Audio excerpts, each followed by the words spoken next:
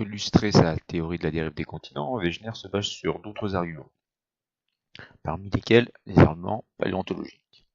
Alors, on retrouve sur des continents très éloignés, parfois même séparés par un océan très large, des fossiles terrestres, qu'ils soient végétaux ou d'animaux, identiques, en tout cas très similaires. Par exemple, les Glossopteris, qui sont dans des végétaux terrestres, qu'on retrouve aussi bien en Amérique du Sud qu'en Afrique, ou même qu'en Antarctique.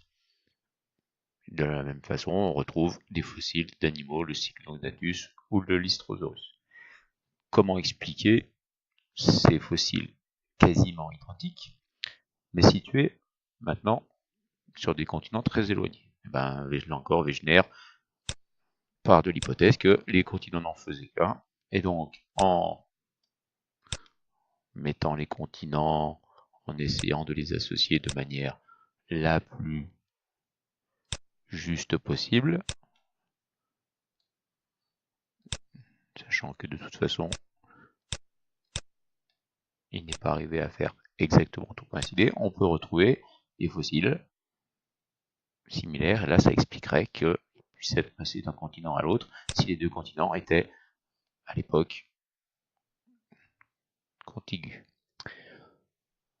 Bien sûr, cette théorie va être remise en cause par ceux qui défendent les ponts continentaux.